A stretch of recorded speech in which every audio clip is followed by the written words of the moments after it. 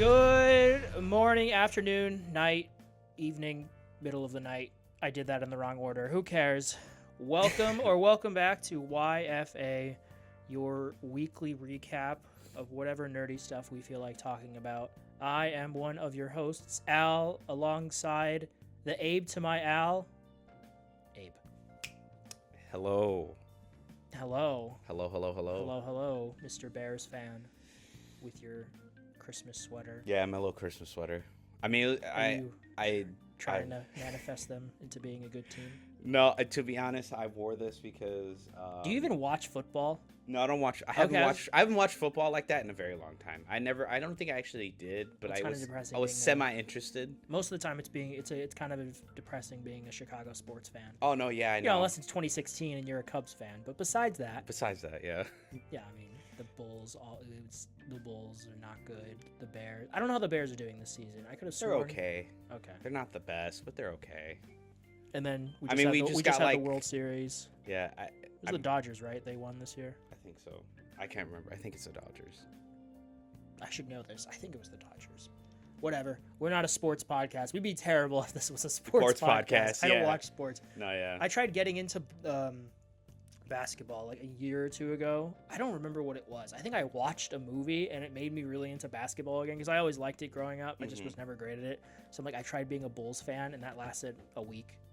This guy. Because although the first game I watched, I can't remember who they were playing against, but they lost. Damn. I'm like, all right, this depresses me. The Bulls are depressing.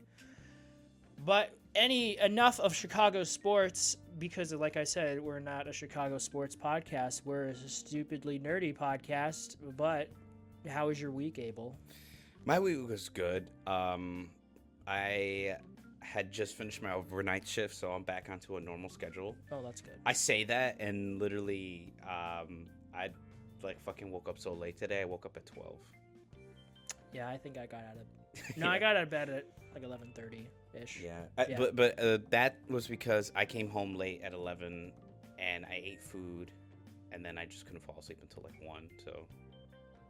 I've been there. I feel tomato, that. Yeah. PTSD flashbacks of Oberweis, because there was a time. I think they changed the hours, of course, after I leave, but on Friday nights and Saturday nights they close at 11. Mm-hmm. But we wouldn't be out of there until like 2 midnight. Okay.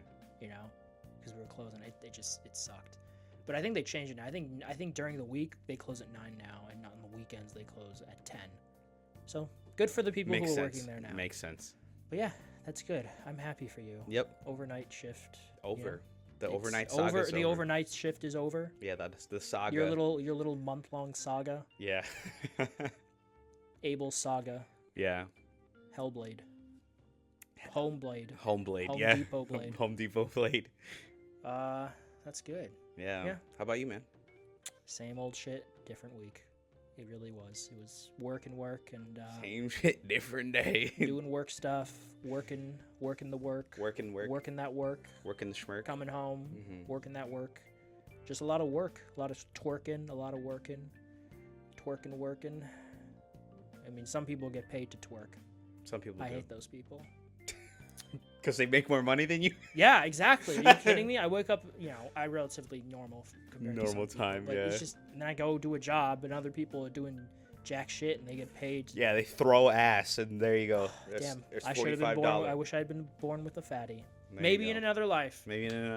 But we'll get into our nerdy weekly outing stuff Debacle. Later. Debacle, yeah. Yes, that's one way to put it. Let's get to our topics this week. This week, we'll get to it at the end, but we have a main topic that we will get to. I'm sure any of you regular listeners, all 5 of you, know what I am referring to. But let's do the other stuff first. Starting with, it was reported earlier this week that Sony is trying to buy out Fromsoftware's parent company, Kadokawa. They confirmed this, but no decision has been made at this time. This article comes from IGN, last updated on the 20th, which was Thursday? Yeah, you're right. No, I'm wrong. I think it was Wednesday. Wednesday? It's one of those days. It's right there. It was Wednesday. Yeah. Kadokawa Corporation has confirmed it has received a buyout offer from Sony, but insists it has yet to make a decision on whether to sell up.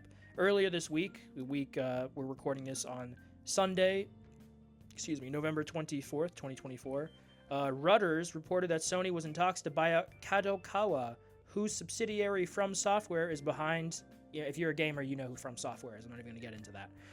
Kadokawa has now confirmed the report with a note from CEO Takeshi Natsuno, issued after shares in the company skyrocketed on the news.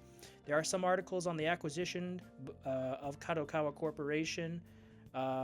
He said, however, this information is not announced by the company. The company has received an initial letter of intent to acquire the company's shares, but no decision has been made at this time. If there are any facts that should be announced in the future, we will make an announcement in a timely and appropriate manner. Sony so far has declined on this. Kadokawa, for those who are not familiar, beyond being Fromsoftware's parent company, they fit into Sony's broader entertainment offering, which includes anime, manga, TV, and film. They are a prolific publisher of anime, and Sony already owns anime streamers Crunchyroll and Funimation. There you go. As well as Funimation. As well as Fromsoftware, Kadokawa owns Danganronpa developer Spike Chunsoft, Octopath Traveler developer Acquire, and RPG maker and pixel game maker developer Gacha Games.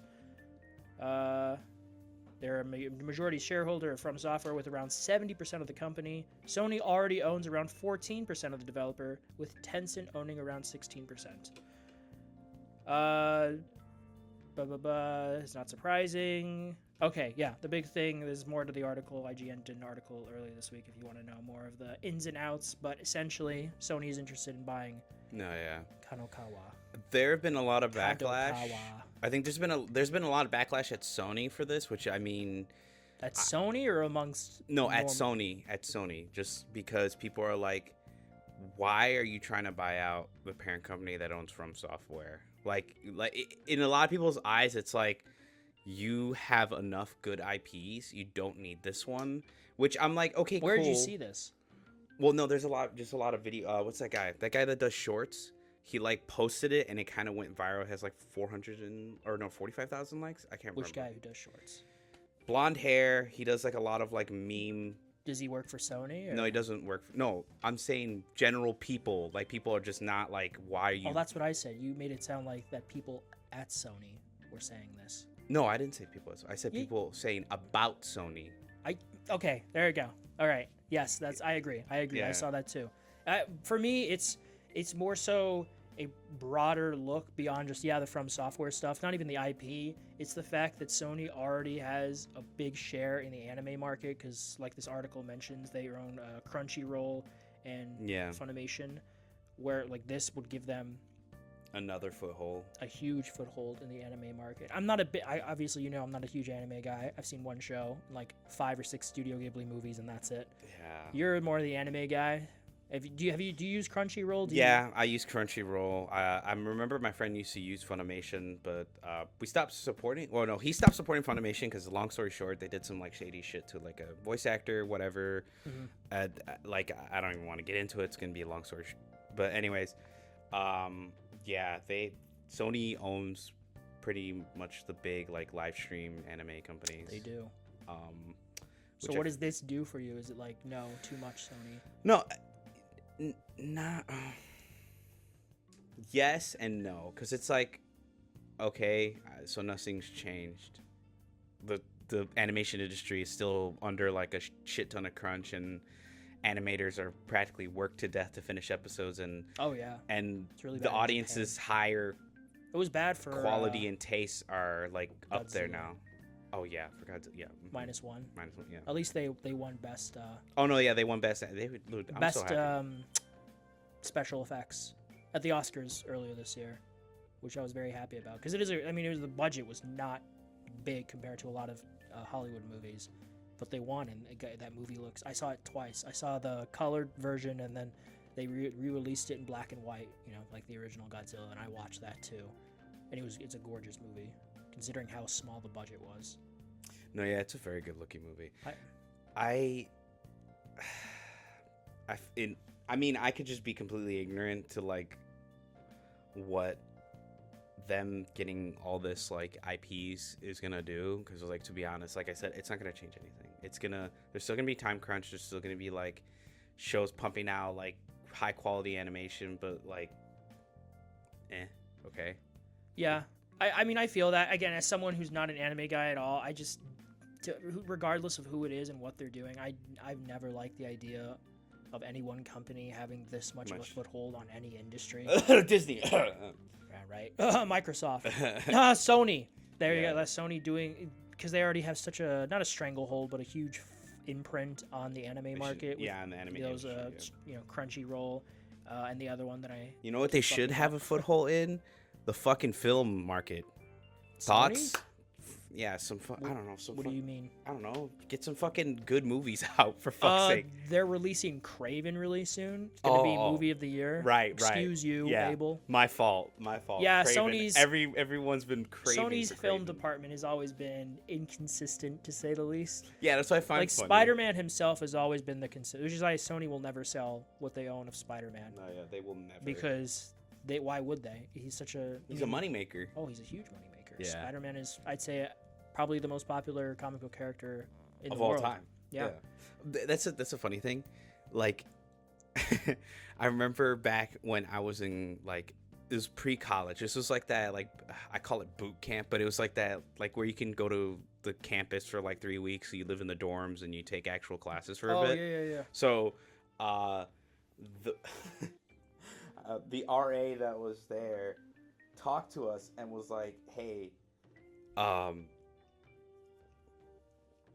you know, you like video games and stuff, and I heard Sony's like film department, like they get like, even like he kind of giggled and he was like, like I know the film department isn't like up there in like kind of like Sony's film department. Yeah, Sony's film department at the time, and I mean, yeah, it kind of still is. And now. I mean, this year, what do they have this year? They had Venom, Madam Web, ooh. Ghostbusters, Frozen Empire, which I still need to. I heard it was actually pretty decent. It's just people just didn't go see it.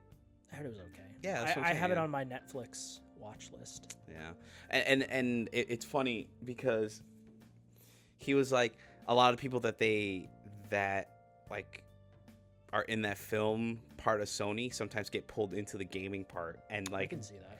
And it was funny. I think at the time he kind of, because he said he knows someone from there. I think he kind of leaked that someone was working at Santa Monica with the new God of War, because this was like 2016 when I went. That was the year it was announced at E3, was 2016. Yeah, but it was in the winter, so it was before. Because like E3 was winter, in that... what, like January 2016? Oh, no, not January.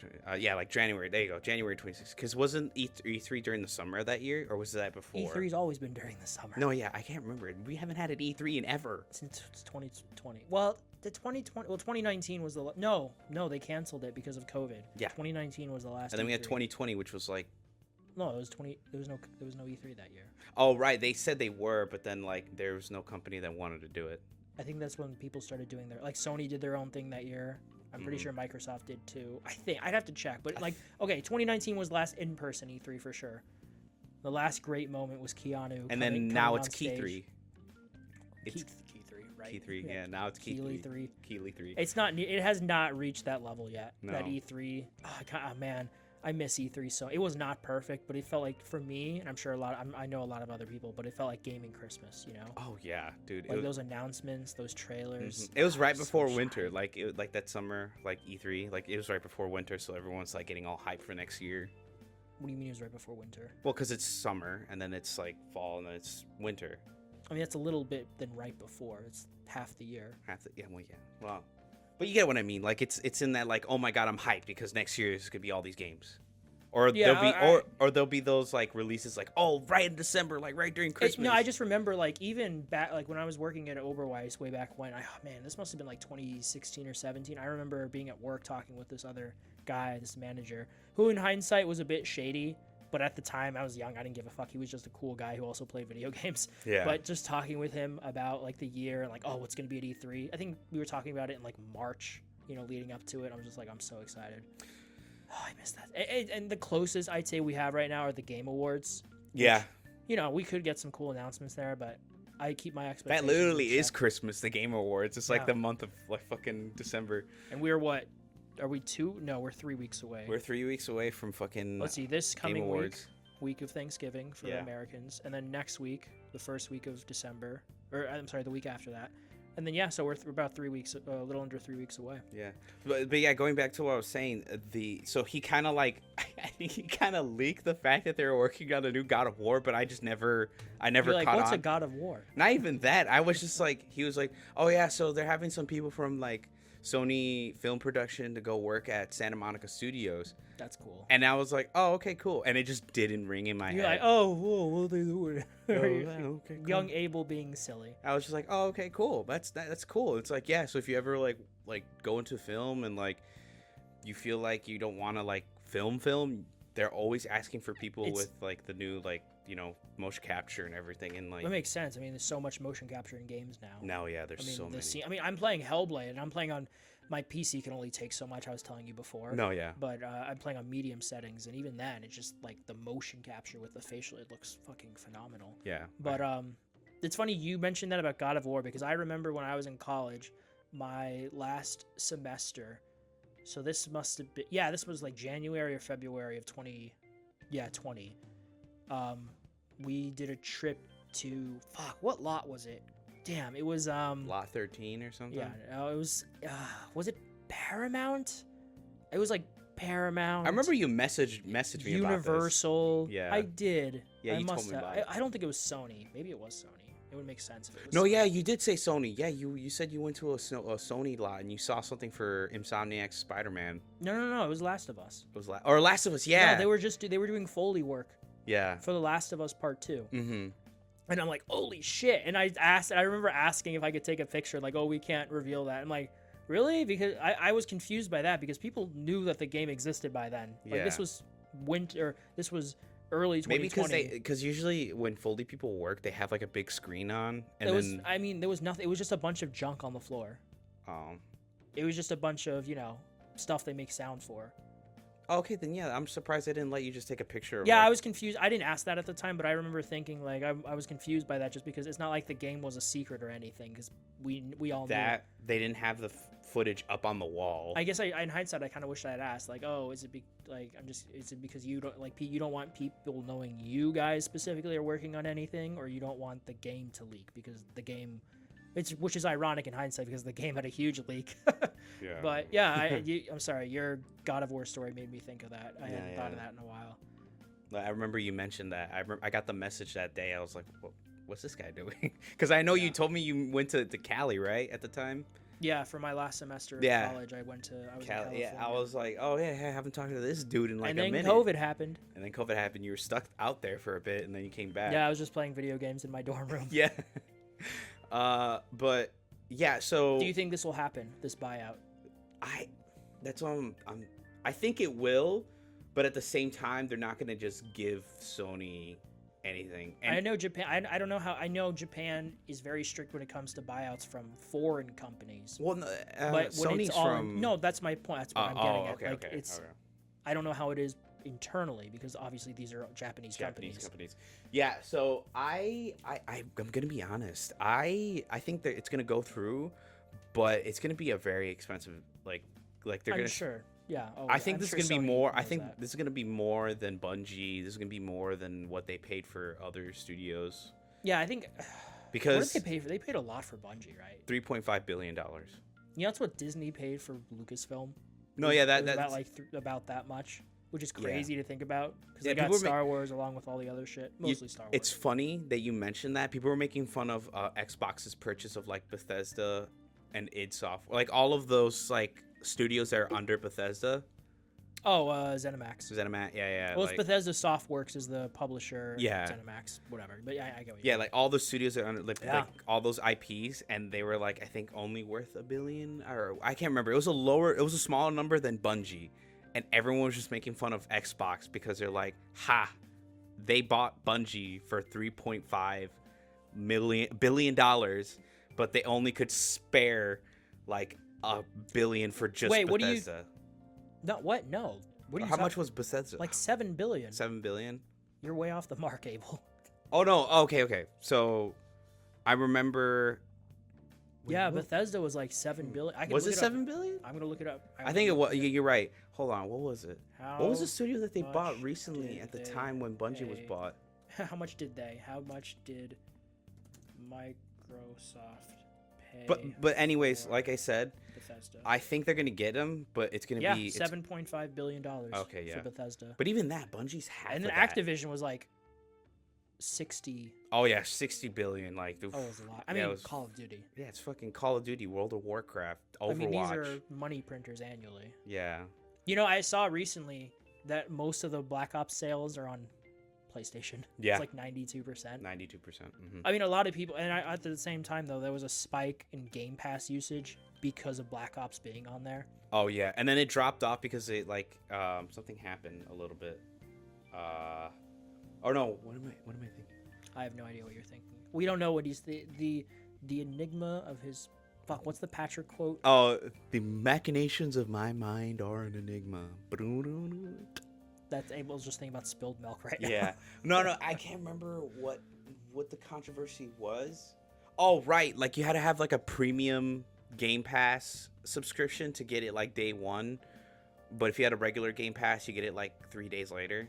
Oh yeah, weren't they gonna do something like that? Well, I have PC Game Pass right now. Well, yeah, that's what it. I think, It's you get day one shit. Obviously, there's Ultimate, which if you have an Xbox and PC is worth it because there are Xbox games that are only on console, not on PC. Yeah, like Dante's Inferno, Inferno, which pisses me off. It's not on Steam either. It's not on PC, and I thought it'd be on Steam at some point. It's not, and I really want. I played it once at a friend's house years ago, and I really want to play it now. It's Christian God of War. Yeah, I know, and I love medieval shit. He Yeah. fucking goes to hell to get his wife back. I never played it fully back in the. And then I've talked about it before, but Gears 2 and 3 are not on PC either. It's 1, 4, and 5. Because I just re-downloaded Gears 1 No, yeah. to play it. How was that? I haven't played it yet. Because I started it like a year or two ago, and I never finished it. But I'm gonna finish it this time. Okay. But no, yeah, I think Sony is gonna. It's gonna have to. I could see it happening. They're gonna have to but write a big check. That's what I'm saying. I don't want it to happen. Because Fromsoftware, I mean, with Elden Ring's DLC, whoo, they made. I know some people like, if this is what it takes to get Bloodborne 2. Dude, yeah, that's what I saw too. This could get Bloodborne 2, man. Fuck. Dude, I would just take, at this point, I'd literally just take like a up-res bump for PS5. Just 60 FPS, 4K, Bro. I'm good. What if Miyazaki just leaves? He's like, I'm retiring. Like, just out of I mean, nowhere. how old is he? I mean, Well, no, it'll happen like one day. when he gets bought out, he's like, all right, bye. And then they're like, oh wait, hey, I hold love on. how there's two Miyazakis. Yeah. There's the Hideo. Yeah, there's the Studio Ghibli Miyazaki, like, wholesome family movies, and then depressing emo. It's like that. You ever see the meme of the two sisters who are next to each other? Yeah. And one's like goth and the other's all friendly. Those are the two Miyazakis. Yeah. Yeah, Hideo. You got the Miyazaki from Ghibli, and then you got the Miyazaki from Software, who's like Gothic. Depressing. Depressing goth. Prepare to die a lot. Yeah, prepare to die a lot. But yeah, I think it's gonna go through, but it's gonna really leave a sour taste in a lot of people's mouths because it's like more than likely all the Souls games from here on out are gonna be like PlayStation exclusive for like X amount of months, and then it's gonna come out on other consoles. Which is funny because that's what Microsoft is doing. Yeah, with their stuff. With their stuff, yeah. Although with some of their stuff, because Indiana Jones is timed exclusive because that comes to PlayStation sometime next year.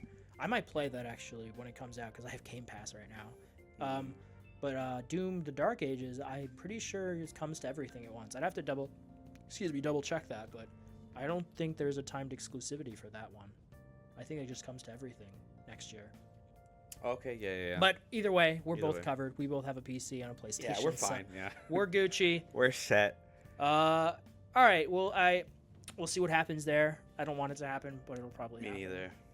Probably. Next thing that happened this week, we got a trailer for the live action How to Train Your Dragon. Yeah, this is being written, directed, co-produced by Dean DeBlois. It's a pretty, I don't know, it kind of is a shot-for-shot at least depending on the remake of the original animated movie. This comes out June 13th of next year. They pushed it back because of it was originally supposed to be March 14th of next year, but they pushed it back because of the strike from late last year. Right. I'm not gonna lie to you. I watched snippets of this, but I didn't watch the whole trailer. Did really? You? I watched the whole trailer. All right, what did you think then? I liked it. As much as the original holds a very close space in my heart. I genuinely enjoy. What the hell are you doing over there? Oh, okay. I was supposed to say, man's maneuvering. He's like messing. I'm getting my charger for my laptop. But yeah, you know, I like it. I genuinely like it. I am excited, but I'm also wary because some of the casts, and it's actually not Astrid's actor, if you're wondering. I actually don't mind her being Astrid. I kind of like it. I'm like, okay, cool. Yeah, she's Sarah from The Last of Us. She's Sarah from The Last of Us. I think she's going to do great as Astrid. A lot of people don't like her being Astrid because they want her to be blonde and blue-eyed, which I get it, but this is fictional. These aren't real Vikings. This is How to Train Your Dragon. It's funny Vikings. that they keep doing that. They did it for what's that? Percy Jackson as well with Annabeth. Oh, with Annabeth, they made her a person of color. Yeah. Which is like, whatever. I haven't seen that show. I'm a huge Percy. I love the books. I read them a shit ton. Oh, if you want, dude, the show really good, really good. I heard it was okay. Yeah. Because they did a lot of explaining. Whatever. Continue with How to Train Your Dragon. Yeah. So, I mean, it looks great. CGI looks great. Toothless looks absolutely phenomenal. He literally looks like he just came from the animation and they just plopped him in. Added some high-res textures Oh, to yeah, him. they did a really good job with him. Yeah. I cannot wait for the flight scene. I cannot. I'm so excited. I really, really hope this movie's... I hope they do the dragons justice. I hope they, explain more of the dragons. Because, you know how, in the book, he opens it, there's, multiple different dragons, and there's a couple images, but most of the dragons you hear about in that, what do you call it? In that book, you don't learn about them until you watch the TV show. So I hope they spend a little extra time on the dragons.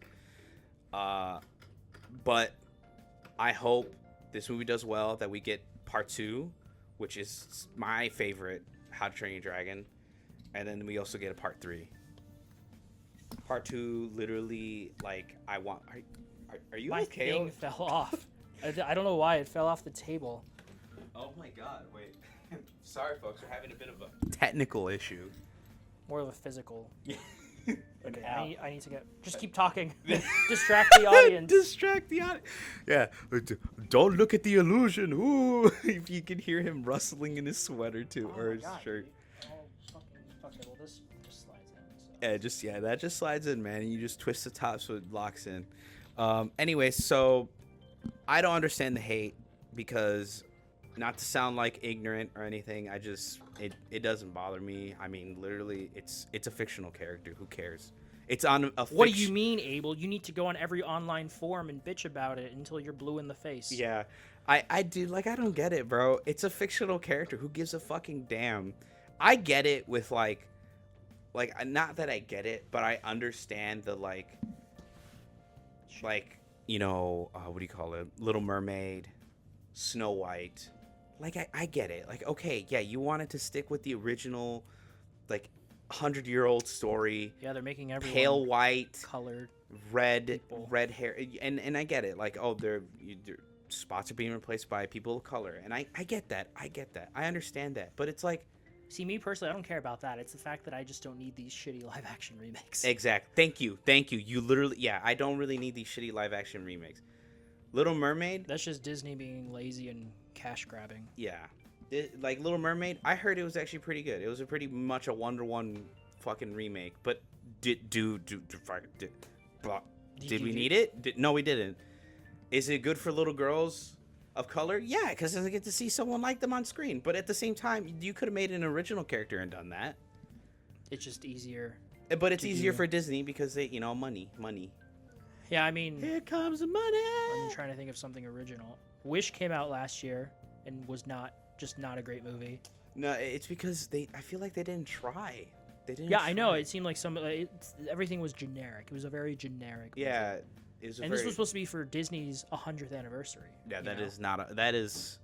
Moana 2 comes out this week. And it's supposed to be a TV show, so they reanimated. It was supposed to be a TV show, Yeah, and they made it into a movie. Yeah, they reanimated it. It's going to do, unless it's the worst thing ever, which I don't think. I think it'll be good. It'll be at least as decent as Frozen 2 was, but this movie's going to make a lot of money. Yeah. Moana is huge. I love the first movie. I think it's great. But it's huge it's always in like the top 10 most streamed movies on Disney Plus. Because it's up there. I really like it. It's a really good movie. But I haven't. How to Train Your Dragon. I need to rewatch. This made me realize I need to rewatch. You need to rewatch the whole one. trilogy. Yeah, because it's been a long time since I've seen the first one. Really? How long? Like maybe high school. Jesus, dude. Yeah, don't make me. Oh my God. Yeah, you know what occurred to me last year? What? Or not last year, but recently. Next year, it's gonna be 10 years since I graduated high school, and I don't like that. Which is high school and college, plus graduate school. I think it's been 4. No, wait. What? I graduated 18. So it's been 6 years. Yep, 6 years. Oh, ooh, Jesus, he's a fucking sneeze. Right. Yeah. It's gonna because I'll be 28 in May, and I don't like this. Grandpa. I know. I mean, someone's listening to this who's in their fucking 30s or 40s. You're like, shut the fuck up, young person. Fuck up. Yeah. When you're our age, you can bitch about it. When I turn 30, I'm gonna be so insufferable. I'm gonna be like, just where's my casket? The insufferable hour. You know what I'm gonna do? You know Fright Fest at Six Flags? Yes. You know they have that competition where whoever like lies in their casket the longest keeps it and they win some money or something. Oh yeah. I'm gonna do that just so I can get a casket for free. There you go. Like, put me in, guys. I'm done. I'm checked out. I'm done. But yeah, I need to. Again, I didn't see the trailer. It's worth talking about because it's a big IP and live action remakes. But I'm gonna rewatch. I'm gonna check right now. I'm gonna see if it's on anything because I really want to rewatch the whole trilogy. Maybe it's on Netflix. I'm gonna look. How to Train Your Able. Yeah, 2010 is when the original. Over 14. Okay, it's on Max right now. Was it over 14 years ago? Yeah, well, yeah, it was 14 years ago. Yeah, holy shit. But yeah, that's our take on How to Train Your Dragon. I think it's gonna be good. I think they probably need to recast the twins, Rough Nut and Tough Nut. In my opinion, they don't look like twins, but that's besides the point. I think it's a little too late for recasting. Yeah, it. The movie's been shot. Hey, if the guy from that one fucking Snyder film that was on Netflix, the zombie one, they literally CGI'd the guy out and were able to replace him, and it was kind of seamless. I mean, if they can do that. Which guy? The comedian. The German one guy? No. Who's the comedian? Which is the comedian? There's another comedian. There's you don't know. The German guy is kind of funny. Oh yeah, he is funny, but I'm talking. Man, you really don't know. Okay, so Zack Snyder filmed this movie like years ago, or not years ago, but now years ago. Army of the Dead. And the helicopter chick. She's not. She got CGI'd in like 3 years later.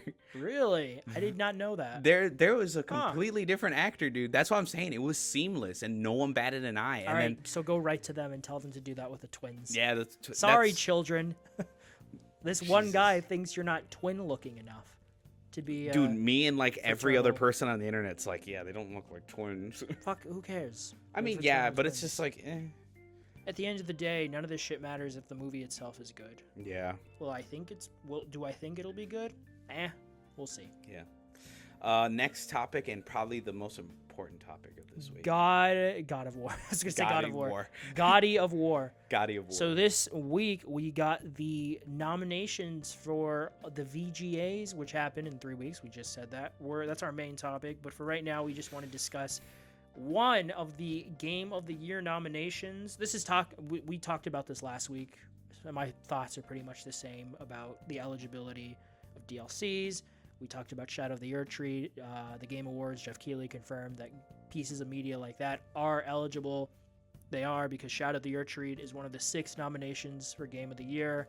Yeah. I personally disagree with that. I do think it's a great DLC. Yeah. And I think we're at a point where you can do best deals, like best expansion, best DLC of the year. I think, yeah, dude. They should do... And that would win.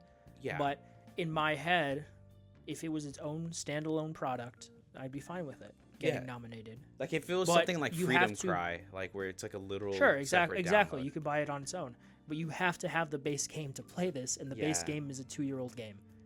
And I just think it just seems it's a little insulting to other games, maybe like Silent Hill 2 or something like that could have Yeah, been Silent in that Hill spot 2, is an actual game from this year. Helldivers 2, Helldivers 2. Which, Space Marines 2. Those are a bunch of spots that could have been up there. yeah, and I just think I think we just at the point where we have best adaptation was introduced a few years ago, and if you look at some of these nominations, let's be honest. I mean, some of these were not good. What are the adaptations? Well, Arcane and Fallout are the good ones. Knuckles is okay, but then you had Tomb Raider: The Legend of Lara Croft, and at that point, it feels I like didn't even know that came out. it did come out, and it was not the best. And then same with Like a Dragon Yakuza on Amazon. Oh which yeah, I heard one that. was talking- No one talked Exactly. about it. You get It's to so that bad. point, and it feels like they have to, like, they're just picking because they need to fill in those slots, and those are the least shittiest ones that came out. Like, they're not going to put fucking Borderlands, because even by these standards, it's fucking terrible. So if you can do that with adaptation, you can do it with DLC. All right, Shadow of the Erdtree, Destiny 2's expansion, Oh, and Diablo 4's expansion. Diablo. That's 3 right there, and I'm sure we could come up with 2 more that came out this year. That Modern were Warfare 3. Oh, sorry. That's a good joke. Come on. Modern did Warfare that 3. come out this year? Yeah, Modern Warfare 3? I think so. Hold on. No, that was last year, Abel. Last year. Okay, yeah, but still. Abel, you're so silly. But it's What is still the considered Call a DLC. of Duty that came out this year. It's Black Ops 6, obviously. Exactly. But I was thinking, 2023. I was thinking Modern like Warfare as a 3. joke because everyone I was get, making fun I of get where that. you're coming. Yeah. I mean, Christopher Judge made fun of it last Yeah. year. Dude, and the guy who plays Captain Price got so butthurt about it too. Did you see Twitter? It was fucking I stupid. did not. That's funny. I Dude, did not yeah, see Captain that. Price's fucking voice actor got butthurt. Yeah, but I think we're at a point where you can, like, best DLC / expansion. Yeah, DLC. As its own category. Oh, a fucking what's it called? Once Human technically had a DLC expansion. Sure, there you go. Right there. That's 4 right there that we just thought of off the top of our heads. And 3 of them are legitimately good expansions. Yeah. So- The Once Human one's like okay, it just added like Okay, cold it weather. doesn't even matter. Like, Yeah, we it's just went boom. over the adaptations, and 2 of those are objectively not good. Yeah. Like, no one was talking about Like a Dragon Yakuza. But getting nominated is pretty cool. But at the same It time, is yeah, no, cool, but they're not going to win. It's No, going to yeah. be Fallout. It's going to be Fallout. it's gonna be Fallout. So, yeah, again, that's our stance on GOTY. Elden Ring. Yeah, Yeah. I don't think I- it should be there. I mentioned it last week. I was hoping it didn't get nominated. Not to say I didn't like the DLC. I love the DLC, but Elden Ring. The base game is $20 right now. I'm almost tempted to buy it. Shadow of the Erdtree was such a divisive DLC because of. Okay, everyone loved the DLC because as a DLC, Sure. it was good. Yeah. But like story wise, it was really like, what the fuck? Why was it? Spoiler alert! Why was it Radon as the final boss? Oh, spoilers! I don't care. Yeah. Why was it Radon? Why wasn't it Godwin, the guy like that was killed in the beginning of the the beginning of the game, where it was hinted at that he's not really dead, that he's just living through this like death blight stage. If you don't play the game, you find his corpse and he's technically still alive, but he's like spreading this thing called death root, and like it was kind of hinted at that him and his brother Mikola, who is a part of this DLC, was like we were like practically best siblings. They like cherished each other, and for God's sake and reason, he's just not mentioned in this DLC besides 2 bosses Because called the Death Right Knights, which are That's kind of cool. his like right hand bodyguards. They're really powerful, but like that's it. That's it. That's all of him mentioned in the DLC. But you got the Frenzy Flamed mention. You got the Fingers, who are like the main like villains. Yeah. Like you figure out. Okay, so spoiler alert: you fight this finger god called Midra, the mother of all fingers. She's the one who birthed every finger. So like the frenzy flame, the 3 fingers, and the 2 fingers. Our fingers. Pretty much. Anyways, she births all the fingers, even the like weird finger spider creatures that you see. She birthed them, but they're all malformed because lore-wise, the god, the outer god, the person that like kind of created like everything, or not created everything, but created like the Golden Order and like the whole religion or whatever. Yeah. Oh, she just lost connection with it like a bajillion years ago and has been going crazy and sending like, basically, she's been emailing her kids, the 2 fingers and the 3 fingers. Emailing her kids. Yeah, just her sitting at a computer. No, I'm not like, this is not even a fucking joke. It's the best way to describe it. She's emailing these fucking 3 to 2 fingers, but they're like getting to them 100 to 200 years late. That's not even a joke. It's literally mentioned that she is sending signals of the outer god, like the outer will, like hundreds of years late for some fucking reason. And because of this, she goes crazy, she goes mad, and she has like a bunch of miscarriages. So that's why all the weird finger things are all fucked up and have like warts and shit on them. It's like and like I said, the fingers were expanded upon. The frenzy flame, like the big like fucking 3-fingered like yellow flame thing, was expanded upon. The horn scent, which we were like told about through the Crucible Knights. There's like these knights that roam the lands, used to be like the high guard of the Golden Order, because they used to worship this thing called the Crucible. Yeah. And this Crucible had like horns or whatever. Turns out they're like a subsidiary, like ancestry religion from the horn scent. Like the horn scent came before them. So the horn scent are like the ancestors of the Golden Order in the sense. And like, we got all that explained, but we didn't get anything about the Death Blight. We didn't get anything more about like blood magic. We didn't get anything more about fucking any of the like kind of important characters.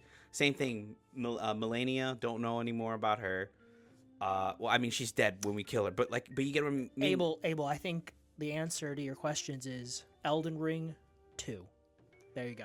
Elden Ring 2. That's not going to happen. You don't know that. He even said it. He said he's not making another one. You don't know. He could. People change their minds all the time. They made the DLC. He could change his mind. He's like, I have some ideas and I want to come back to this world. Or I heard Abel bitching about on this stupid podcast that no one knows about.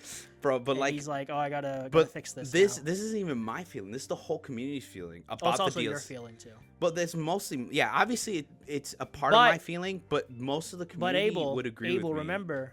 Fuck you, Game of the Year nomination right there. Yeah, pretty much. So Keeley just was like, fuck you, Game of the Year nomination. See what you did, Keeley? You see what you unleashed, what I have to do. You've unleashed the wholeheartedness of the Elden Ring community, because some of them are going to say, yeah, GOTY. Like, the brain dead fucking... I mean, if you look on the subreddit, they're all like, haha, this is funny. Yeah, haha, this is funny, yeah. It's like, let's go. Yeah, let's go. But if you legitimately rewind to when this DLC came out, there was just so much controversy because of the fact that DLC's good. It just didn't cover any of the things we wanted answers to. We got answers to things that already had answers. If and this kind wins of the Game of the Year, I'm gonna punch you in the face. I'm just telling you now. Why? What did I deserve? Because you played it. That's why. Yeah, You're part of the problem. Yeah, I played it because I didn't know it was gonna get nominated. Who the fuck plays and thinks it's gonna get nominated? No, I'm messing with you. Fucking Remember when you thought Dead Rising was gonna get nominated? I thought it was really good. Good times. That's my opinion. Silent that Hill DLC had a better shot of getting nominated. Dude, people hate on Dead Rising for no reason. I don't. It's just, I'm sorry, but we already have like 2 or 3 remasters of that game. Another remaster was never going to get nominated. Okay, we got a remaster, but it was just a PC port. That's literally all it was. There was the console definitive edition from like 5 or 6 years ago. That's what I said. It was made for PC, and then they're like, "Oh fuck it, yeah, we'll just give it a console." Exactly. Yeah, we'll just fuck it, bring it a console. So again, it's just it was never gonna. It was a nice little wish fulfillment, but it was never gonna happen. Abel. I need a remake of 2. That's what needs a remake is 2. It's never one did if never. Dead Space 2 isn't gonna get a remake anytime soon, Dead Rising 2 is never. Well, because they're owned by EA. That's why I'm gonna. I hate when you say that, because they're owned by EA. Of course, they're not gonna get a fucking sequel. This is Capcom. They fucking remake Resident Evil like 8 times. No, they remade the They're good gonna ones. remake 1 again. They didn't confirm that. Dude, it's rumored to the point where Yeah, everything's fucking rumored. Okay. And the remake is a 2-decade-old game, so it would be like, okay, you could probably do another, like in the vein of Resident Evil 7, because the first game only takes place in the house. Yeah. Dude, that'd be dope. I'd play it. I mean, it wouldn't be a huge game, but It I'd needs play that. needs to have like false doors and But like, yeah, they're remaking 2, 3, 4 because those are the popular ones. 5. Where Yeah. the fuck's 5? I need. Well, remake 9 of- is coming next. Fuck 6. I hope they say 6 is not canon. Please say 6 is not. And then eventually they'll just remake Resident Evil 6. They'll just remake it, do a brand new story, everything. They'll redo it. We come full circle. Full circle, yeah. Dude, they'll remake fucking 7 when I'm 80. Jesus. They probably, honestly, they will. Like, give it 20 years, they'll remake 7. They'll remake 7, yeah. Anyways, yeah. So Elden Ring GOTY, I don't think it should be up there. There's a bunch of games I think should be up there. I think it's gonna win. All right, Abel, pull up your spreadsheet, you lazy bastard. So, Where's the tab? Where's the tab? It's not. It's the 2024 prediction sheet. It's the whole. Yes. There you go. So I, for this show, wrote down all of the nominated categories and people / games / whatever. I figured we could go through and see what we think will win. We'll start at the bottom and work our way up because the top obviously is Game of the Year. The bottom, this is how Polygon had it listed out. Starting with esports team, which I know absolutely nothing about. At the bottom, right? Okay. I see. Yeah, so you're on the left side. Yeah, so you can put. That's me. Yeah, so the way I was doing it, I just put yes next to the one I think is gonna win. Yeah. That's what I was doing right now. Esports team. I don't even know. Do you follow esports? I feel like that's something you almost would like. Do you not watch any esports? I mean, I used to watch it. I mean, I don't watch esports like teams. I watch fighting game tournaments. I don't watch any of that shit. You don't watch fighting game tournaments? No. I've seen compilations, but no. Oh, okay. I'm not outside of Injustice, I'm not a huge fighting game guy. The only reason I got into Injustice was because of the DC angle. Oh, okay. But I need like a DC versus Marvel game. Ooh. That'd be great. Ooga chaka. Why'd you pick Okay, Team let's Liquid go through because it's literally Moist Critical's team. Oh, fair enough. So there's Billy Gaming, League of Legends, Gen G, League of Legends, Navi, Counter-Strike, Team 1, League of Legends, and Team Liquid, Dota 2. Yeah, it's because it's Moist Critical's team. He's pretty good. He's a pretty good esports. You know what? Just for that, owner. I didn't. Okay, yeah, let's just go with. I'm gonna pick that too. I didn't know that. So Yeah. Esports athlete. We have 33, Alexi B, Chovy, Faker, Ziwu, and Zlink. How do you pronounce that last one? I don't know. Zmink. Zmink. Whatever. Who gives a shit? All right. Why did you pick Faker? You like the name? Yeah. Oh, yeah. It's pretty much that, and because I heard that like name. I am gonna pick 33 because it's the only one that's a number. That's it. That's the only reason. Okay, so here's some more. Okay, esports game. We have Counter-Strike, Dota 2, League of Legends, Mobile Legends, Bang Bang, and Valorant. What do you thinking, Abel? I'm thinking I'm going with the classic, the tried and true esports. A kind of Counter-Strike. Counter-Strike. I'm gonna go with Valorant to be different. There you go.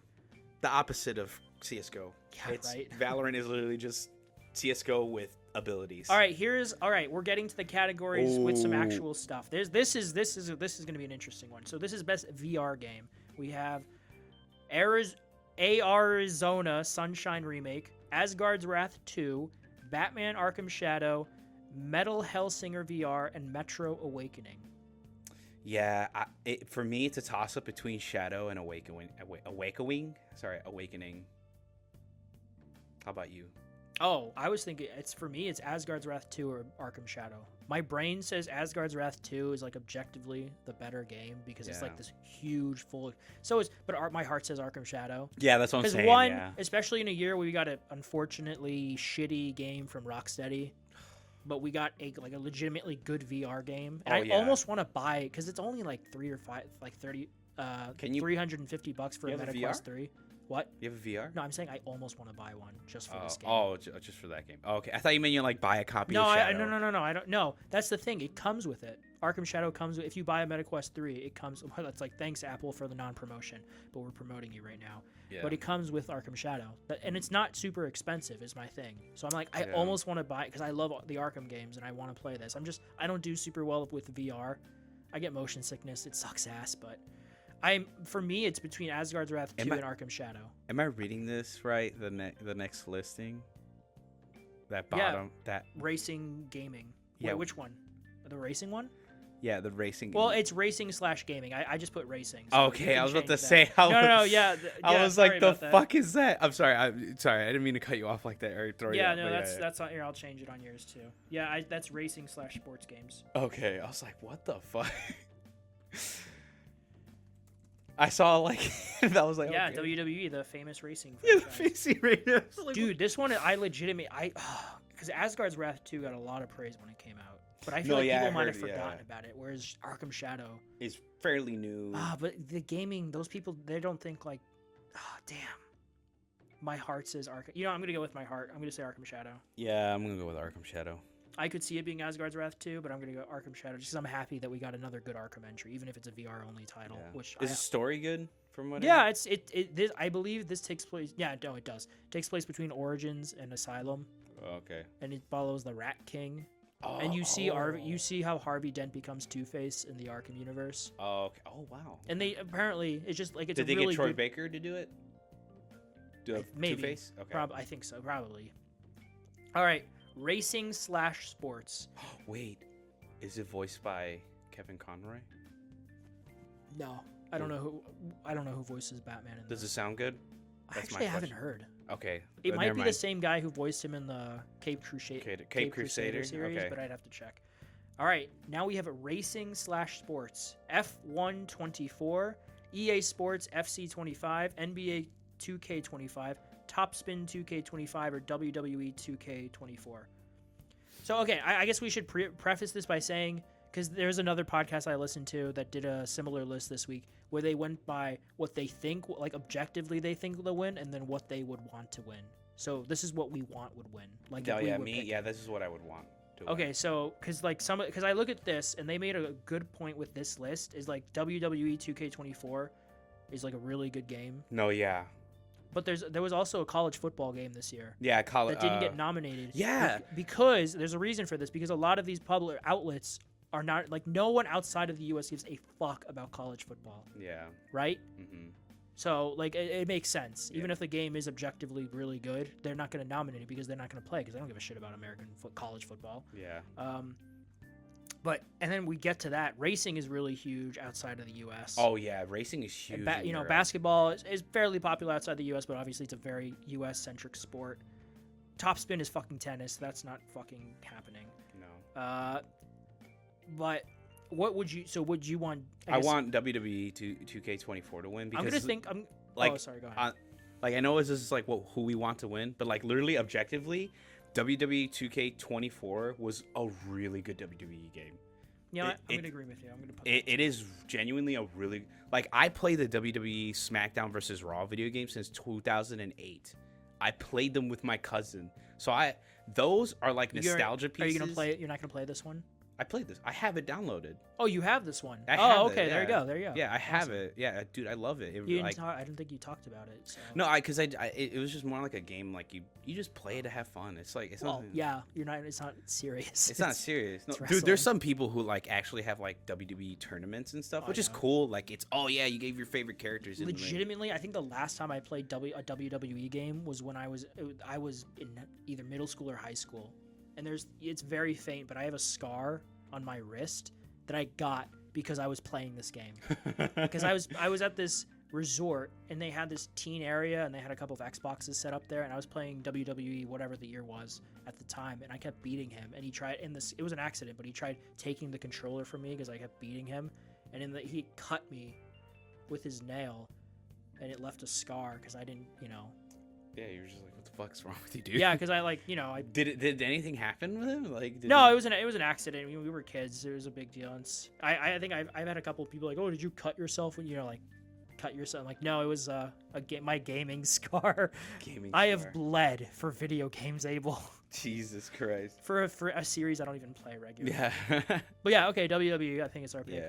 Next category is sim/strategy. We have Age of Mythology Retold, which I really want to play, and I have Game Pass. I'm going to play it. Frostpunk 2, Kunitsu Gami Path of the Goddess, Manor Lords, which I've heard is pretty decent, and Unicorn Overlord. I chose Frostpunk because I heard some pretty good. That's things what I about voted. It. That's what I voted for too. Yeah, online. So I'm gonna go. I'm gonna go with Frostpunk. Yeah, because I don't play sim games, but I heard like people really like Frostpunk. I see some of gameplay. I'm like, yeah, that looks pretty good. Yeah, I agree. Agreed. Next category, family game. We have Astrobot, Princess Peach Showtime, Super Mario Party Jamboree, The Legend of Zelda: Echoes of Wisdom, and The Plucky Squire. I choose Astrobot because I am such a Sony shill. I'll admit You haven't that. even played this game. I know. I have platinumed it, and I'm not. But even I've seen a going full with it. playthrough of this, and I love it. I love it. I'm gonna probably buy it. I I'm love holding it. you to that. I've been okay. First of all, I haven't bought it because I'm If saving it up money confirms for one our day that camera and we're Ring never getting camera. a sequel to this, I'm gonna blame you directly because you never bought the game. Here we go. First of all, I'm saving up for our camera and our ring light. Okay. I said I'd split the cost with you. No, I'm buying it. Fine, be like that. All right. When someone wants to help, the So guy's like, my no. approach for this is okay. I'm gonna be objective about this, Yeah. just to be a little different. Mhm. I picked Super Mario Party Jamboree for a couple of reasons. One, I mean, I that's think really good. Astrobot is gonna win a couple of other awards. So Okay. I think they'd want to spread it out. And two, this is like a legitimately fun family game where you get your family together, you have fun. It's a Super Mario Party game. You have multiple people who can play at once. Astrobot is a single player game. There's only it's family because of its themes and its colorful characters and vibrant worlds and all that. But you can only play by yourself, and that's not as fun when it's a family game. So in my head, Super Mario Party fits that family game criteria because you play together. Yeah. As and it's a good game. And then I look at the Plucky Squire. It's a good game, but again, that's too niche. Princess Peach Showtime, I think people forgot about, and it was okay.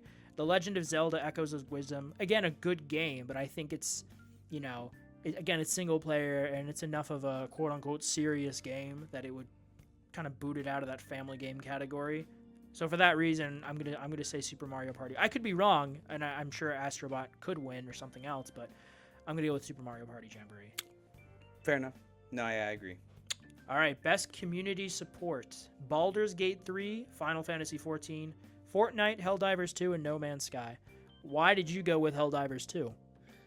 Because they deserve it. They legitimately, dude, I hated. Okay, I obviously Hasn't there watched- been like a lot of divisiveness though because of certain changes they made? That's the thing. This is what I want to get at with this. Okay, I do watch other content creators and their reaction to the Game Award nominees, and when it came down to this section, they all laughed at the fact that Helldivers 2 was on the list.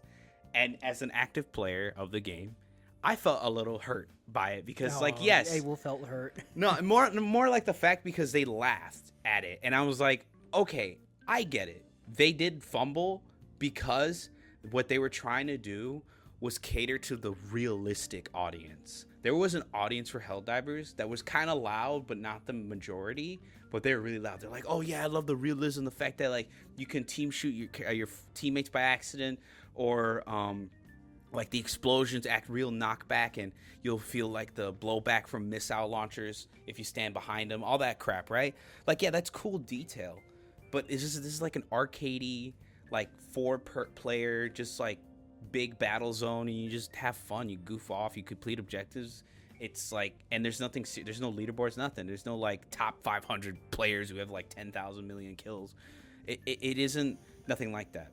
So they listened to this group of people. They added more like, all these weapons are overpowered, blah, blah, blah, and like whatever.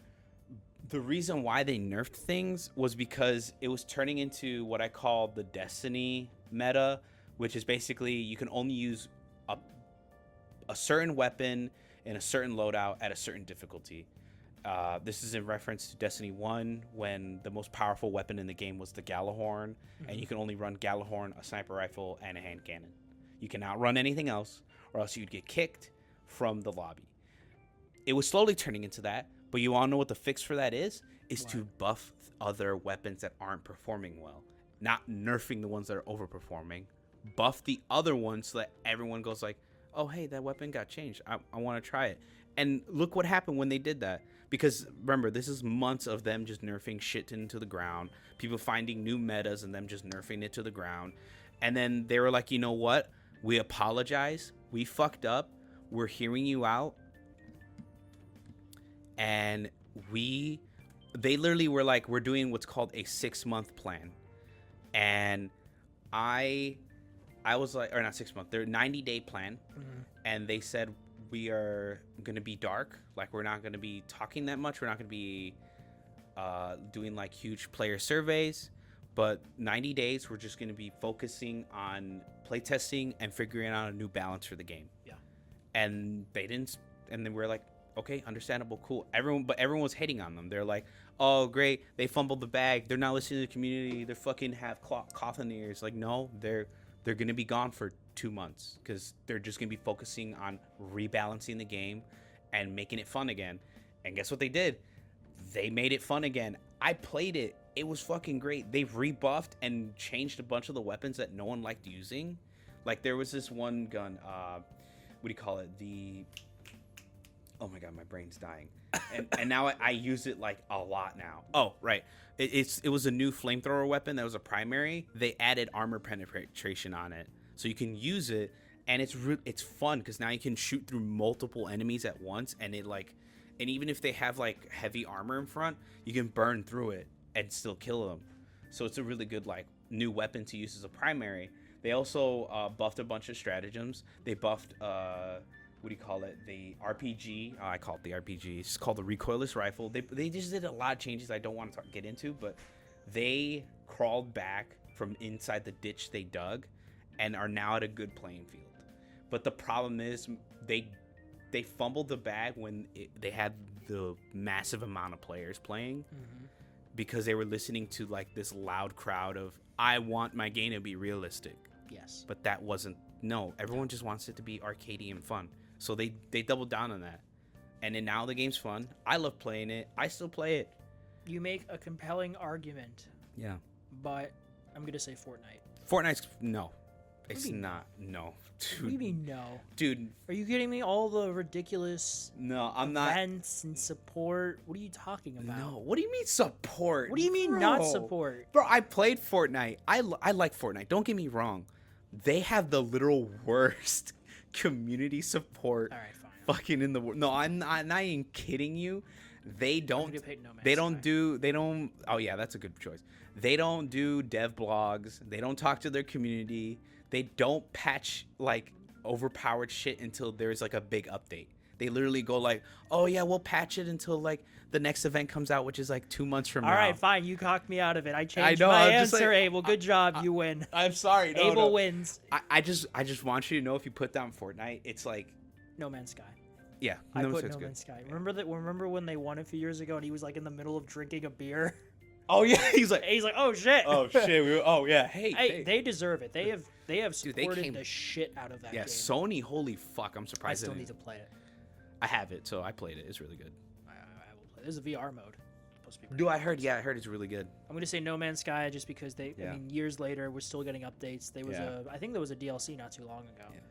And this is no offense to Baldur's Gate 3. Baldur's Gate 3 is a great game, but it's not a live service. And I mean, I don't think it's getting any DLC. No, it has never. No, yeah, they even remember we made a. Yeah, right, we did. We talked about it. It's like, no, yeah, they're not getting any DLC. I still need to get that game. I don't know if I should get it for PC or PlayStation. It's good on either platform. Yeah, I know. That's maybe both. I have Guardians for both. Why I'll not talk both? about that later. Yeah. All right, accessibility. We have Black Ops 6, Diablo 4, Dragon Age The Veilguard, Prince of Persia The Lost Crown, and Star Wars Outlaws. Why did you go with Prince of Persia? Really good action game. Saw a playthrough of it. Yeah, but this is just about accessibility. Accessibility. Yeah, no, that's why. I saw a playthrough of it, and the accessibility controls are pretty good. Especially for a side-scroller and platformer. I like that. I played the demo, and I like that you can mark where you've been so you don't get lost. You can make... Yeah, that's a big one for me. Again, this is one of those ones that I don't know any... I've played Black Ops 6, and I'm not sure what the accessibility options are. Oh, it's the hearing thing. Oh, It's good for them. It's they added like Good campaign. if you have really bad hearing in your left, they'll like I literally I like how Oh, I that's did cool. that and I went like this so that you can hear Yeah, me. yeah. But it's so that like if you have really bad hearing, you can adjust the audio so that it can adjust to how like bad you can like how badly you hear, that it basically makes it sound normal to you, and it's kind of cool. All right, I'm gonna go with Black Ops 6 because it's the only. I played the demo for Prince of Persia, but I haven't played the actual game, so I'm gonna go with Black Ops 6. This is the only. I heard one Veilguard had pretty good accessibility. I'll play that one day. Uh, Fighting game. I was really divisive on this one. Yeah, I know. Dragon Ball Sparking Zero, Grand Blue Fantasy versus Rising, which I've literally never heard of until this list. Marvel vs. Capcom Fighting Collection, Multiverses, it's not winning, and Tekken 8. I put Tekken 8 because from what I've heard, I feel like objectively it is the best fighting game on this list. I know it came out earlier this year. Maybe some people forgot about it. But I'm going to say Tekken 8 wins. No, yeah, I agree. Same thing. As much as I love Dragon Ball Sparking Zero and like the hype, I know that it's like one of the most bought fighting games of the like. Oh yeah, it sold a lot. Yeah, of but all it's time. It's good from what I've heard. I'm not a Dragon Ball. It's good casually, but it competitively. It's good at like helping you recreate scenes and changing things up. Oh yeah, it's great. It's great like that. It's but awesome. like, it's awesome. But like I said, it's not a good competitive game. Even a lot of people agree with it. A lot of people who have been trying to make Dragon Ball Sparking Zero competitive, no, it's just a casual, like, fun couch arena game to play. It's with all your favorite Dragon Ball characters. Tekken 8, it's just really good. Tekken 8, really good. It's just genuinely. Did you play it?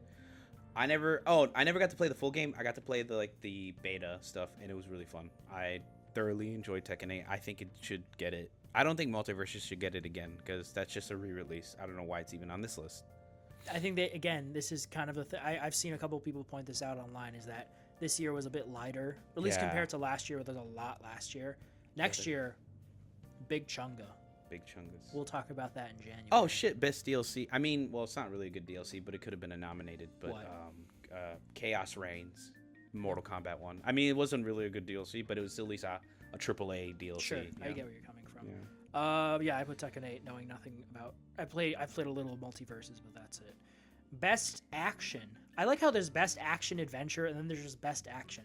I guess for me the difference is like the actual combat itself in an action game, like which one had the best. Yeah, I guess that's where. Yeah, and then action adventure is like the adventure, the adventure and the action, like the experience. The experience. You know, that journey. It should be best game experience. I feel like that's what the name of the category. Or best journey. Best journey. There you go. Best journey. Yeah, I like that.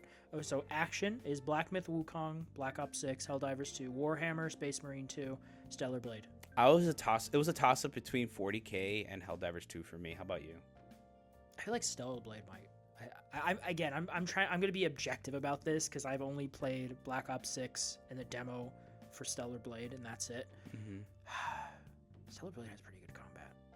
I heard like Wukong had some pretty good combat. I've heard divisive things. Yeah, about it was just Wukong's combat. It's kind of hard. Like it's to not learn. as in depth as it could be. Like it's very pretty and flashy, but the actual combat itself can use some work. It won actually. I guess that's something we could. The first game award. Joystick awards. The joystick because it's fan voted. Black Myth won. Yeah, Black Myth won. I bet a bunch of Chinese people voted for it. Yeah, of course. Because man, it's a really good game. Yeah, but I mean, it's the lowest ranked. Yeah, it's the lowest ranked. Yeah. I think it's like the lowest Metacritic scored Game of the Year nomination so far ever. It's like 73, right? It's not that low. It's like an 82. 82. Okay. Yeah. But no, yeah. Helldivers 2 is a good. I like where you're coming from. It is good. I'm gonna put Stellar Blade. Stellar Blade has really good action. I'm gonna put. It's a hack and slash. I could see Black Myth winning this, but I'm gonna put Stellar Blade. Best action adventure. Astrobot, Prince of Persia, Silent Hill 2, Star Wars Outlaws, and The Legend of Zelda Echoes of Wisdom. I put Prince of Persia: The Lost Crown. I did as well. Because it has good journey. It's a side scroller. Good side scroller, good action, good bosses. Silent Hill 2, I don't really think of as actiony. No, I mean Star Wars Outlaws is not winning anything. It's nothing crazy. Again, The Legend of Zelda Echoes of Wisdom. I don't think that's gonna win. I'm surprised Silent Hill's here and not 40K because that's action adventure. You go through a whole campaign. Good point. And then Astrobot again, I think is gonna win Game of the Year, so I don't think it's gonna win a lot of other stuff. If it doesn't win, it's gonna win Game Direction. it's gonna win something. Yeah. My thought process. We'll get to Game of the Year later, but I put Prince of Persia is just really fun, good action.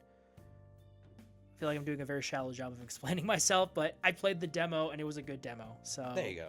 Yeah. I you think, don't gotta explain. I mean, you don't really gotta explain. You're not so fucking in front of a jury. I know. Oh my god, I fail so badly if I was in front of a jury. Content creator Queso, Ilio Juan. Yeah, Ilio Juan.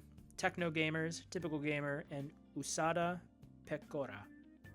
Have you heard of any of those people? No, yeah, I've heard of Queso, and Usada Pecora is a VTuber from HoloLive. So I'm just gonna follow your example and go with Queso. Yeah, as much as I love Pecora, she's pretty cool. She's pretty funny. She's not like, she's not. I wouldn't say she's not content creator yet. She's pretty funny. She has a bunch of like clips on YouTube. She's hilarious. But I think Queso's up there. He's a very humble dude. Sure. As much as Usada is, both of them are really good choices. So I don't really care who wins it. I don't give a fuck either. We're just going through the list. Queso's, dude, watch some clips of Queso. He's hilarious. Anyways, games for impact. We have Closer the Distance, Indica, Neva, Life is Strange, Double Exposure, Senua's Saga, Hellblade 2, and Tales of Kenzera Zao. I think this is the first list where I've actually... Or no, I take it back. Never mind. I'm thinking of the original. I'm playing right now Hellblade 2, and I played a little bit of Tales of Kenzera because it was on PlayStation Plus Extra. Damn, I don't know. I could see Life is Strange is more recent. I could see that winning. I'm trying to think of this objectively to be different because I'm going to be very subjective with Game of the Year. I don't even know. I can't even make a decision. Hellblade 2 does a really good job with the voices in her head and making you feel that schizophrenia. Sense of schizophrenia. The combat is I get the complaints about the combat. I'm only 2 hours into it, but I get the complaints about it's very atmospheric, great sound design. It was top notch, beautiful scenery, Nordic, Scandinavian country. The combat is pretty shallow though, but it wasn't super in depth in the first game either. Tales of Kenzera, it was good. I never beat it. I think I put maybe 3 hours into it. I don't think that's gonna win. I think it's gonna be between Hellblade 2 or Life is Strange. Damn. I'm gonna say Life is Strange. That's more recent, and I think it got better reception. I think Hellblade 2 didn't get as good a reception as a lot of people were, like myself, were thinking too. What do you think? I can't make a decision. I have yet to even touch or even know about any of these games besides Hellblade. just pick one. I think it's Hellblade. I mean, there you go. Good choice. I'm playing it right now. Because that's the only one I know the most about in this list. I'm probably gonna have it beat by next week, and I'll talk to you about it on here. Yeah. RPG, Dragon's Dogma 2, Elden Ring Shadow of the Erdtree, Final Fantasy VII Rebirth, Like a Dragon Infinite Wealth, and Metaphor Refantasio. Final Fantasy VII Rebirth, lock it down. That or Metaphor. I could see Metaphor. Like a Dragon Infinite Wealth. It was pretty good. You think so? Yeah. I mean, it was a really good RPG last year. Or this year. I mean. Yeah, but Rebirth, man. Rebirth. Yeah, I heard Rebirth was really good. When you factor in all the reviews, like how many reviewers, I think it's the highest rated Final Fantasy ever. Whoa. There's another one, but it only has like 15 reviews, so it doesn't. I have to look it up. It's like fucking 9 or some shit. 9. But I have to go with 7. Okay. I've seen so many people talk about like how like such a. I can see Refantasio also taking. Oh yeah, I could see that too. I've heard many people. I was in GameStop the other day. I bought Cyberpunk for PlayStation. I had $20 to use and I got it half off. Elden Ring is not winning it because one, as much as it was a good DLC, the RPG mechanic of like the new leveling system was not good. There you go. It had to be. It's also DLC. Yeah, it's also DLC, and it had to be patched like twice. There you go. Because it was that bad. But there was a guy at GameStop talking about how much he loved Metaphor, and like he can see why it was nominated for Game of the Year. So. Oh yeah. It was one of the workers. I'm sticking with my gun though. I'm saying Rebirth wins this because it's not gonna win Game of the Year. I'm gonna get to that why I'm confident with my choice. Why beyond, me just being subjective. Yeah. Most anticipated. This is the easiest one. This is the fucking easy. Everyone knows what's winning. I know. Death Stranding 2, yeah. Ghost of Yote, GTA 6, Metroid Prime 4, Monster Hunter Wilds. Like I said, we all know what's gonna. I know what's gonna win. I just wanted to put it in because I like Wilds, but I know who's gonna really win. It's fucking GTA 6. Yeah, it's always gonna win. Yeah, I know that's what you want, but I want GTA 6 to win. I'm so excited for it. In me personally, in order of which ones I'm most excited for. So I'm most excited for GTA 6, and then Ghost of Yotei, and then Death Stranding 2, and then Monster Hunter Wilds, and then Metroid Prime 4. No, yep, same, kind of the same. Well, actually, if you What? No, you're so excited for Monster Hunter. I put Wilds at 4. no, that's what I was gonna say. Switch Death Stranding and Wilds. That's my list. Legitimately. You're more excited for Ghost of Yotei over Wilds? Okay, I respect that. I just surprised. my anticipated just is Wilds because I've been playing. Yeah, I was about to World, say because you've been playing. Well, you played the beta too. Yeah, I played the beta. And Yeah, you said you really liked it. Right? Yeah, so I'm like anticipating the shit out of Wilds. Like Ghost of Yotei, yeah, we got a trailer, but there was nothing. See, else. Metroid Prime 4. I've played both Dread and Prime Remastered, and I don't think I'm a Metroidvania guy. No, yeah, I just don't like getting lost. Then They're don't good. buy Elden Ring then. Well, that's different. That's more like a big open. That's an open world Metroidvania. Yeah, well, I mean, like Arkham City was a Metroidvania, but that's not a huge open world. Like that was perfect size for me, but that was also 2011. Yeah. But yeah, GTA 6 is winning this. Okay. Yeah. Debut indie. Balatro.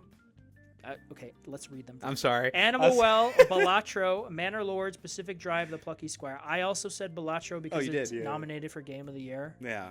And it's one guy who made this really addictive card game. It's like $15, I think, on PlayStation Plus or just PlayStation. So, Animal Well is supposed to be really good too. I've heard. Really good things Animal about Well. The others are like, Like the Plucky Squire was good, but it's not winning. I think it could be between Animal Well and Balatro, but I'm gonna put Balatro because it was nominated for Game of the Year. If enough people wrote in Balatro for Game of the Year, then it's gonna win fucking debut indie. Yeah. Again, best independent game in general. Animal Well, Balatro, Lorelee and the Laser Eyes. Lorelee and the Laser Eyes. Thank you. There you go. Lorelee and the Laser Eyes. Neva and UFO 50. Balatro. Don't need any further explanation. Just Balatro. Multiplayer: Black Ops 6, Helldivers 2, Warhammer 40k Space Marine 2, Super Mario Party Jamboree, and Tekken 8. I put Helldivers 2 because of you. You're welcome. No, thank you. The reason why I say Helldivers 2 is because as much as Tekken 8, Super Mario Party Jamboree, Warhammer 40k, Space Marines 2, and Black Ops 6 are good multiplayers, balance-wise, performance-wise, I heard Black Ops 6 is just like very like stuttery. There's a lot of game crashes recently. Yeah, I've heard that too. Space Marines 2, it's just more of like an arcadey. It's just very like it's player versus player. That's what the one I was with Space Marine 2. I think a lot of people, at least myself, I think of it more of a first single player experience because it's more of a co-op game. Yeah, and that's why there's the multiplayer, and then there's like the missions where you can play with friends. Exactly. And then Super Mario Party Jamboree, Nintendo's notorious like very bad servers for their games, so it's like not really that fun to play online anyway. And then Tekken 8, it's a competitive. I think it's also. I think it's a fighting game. Yeah, it's more niche. It's more niche. Competitive fighting online is just not that like. It's not easy to tip your toe in because even if you do like casual and not the ranked queue, casual still has sweaty people playing it because sweaty people. Yeah. So yeah, that's why I say Helldivers 2. I put Helldivers 2 because spreading freedom. Yep. Democracy. Yep, that's it. I have no big say. I've only played Black Ops 6 campaign, so Helldivers 2 was popular, and I think a lot of people. It's a fully multiplayer game too, so yeah. I think the big draws for Black Ops 6 this year was the campaign, rightfully so. It's a really good campaign, and then zombies. Yeah. Adaptation: Arcane, Fallout, Knuckles, Like a Dragon, Yakuza, and Tomb Raider: The Legend of Lara Croft. The answer is Fallout. It's Fallout. No other explanation needed. It's Fallout. Best audio design. We have Astrobot, Black Ops 6, Final Fantasy VII Rebirth, Senua's Saga, Hellblade 2, and Silent Hill 2. I put Hellblade 2 because I'm playing it right now, and the audio design is really fucking. I mean, you have the voices in her head, you have all the weird hallucinogenic shit. I agree. It's and then the sounds of the opening level. You're on a ship and you crash into a beach, and you're just the storm, the rain's pouring down. It's good. It's very good. Yeah, that's. I agree. It's gonna win. I I agree it's gonna win. And the reason why I chose Astrobot is because the music, the sound design. Well, that's why I picked for the next one. I forgot there's always a music part. I put Astrobot for music.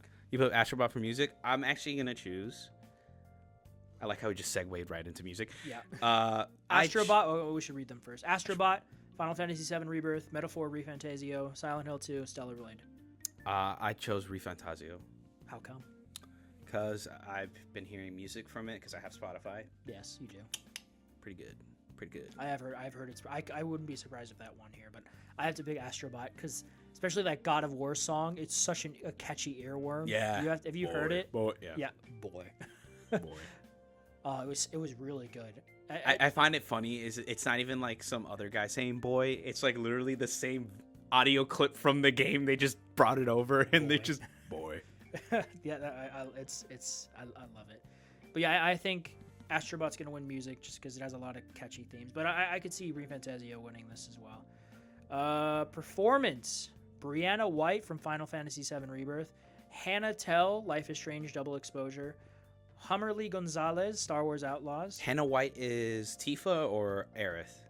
I can't remember. You mean Brianna White? Brianna White, sorry. I think she's. Is it Tifa? I don't know. Is she Tifa or Aerith? Okay. Luke Roberts, Silent Hill 2, Melina Jurgen, Senua Saga, Hellblade 2. I put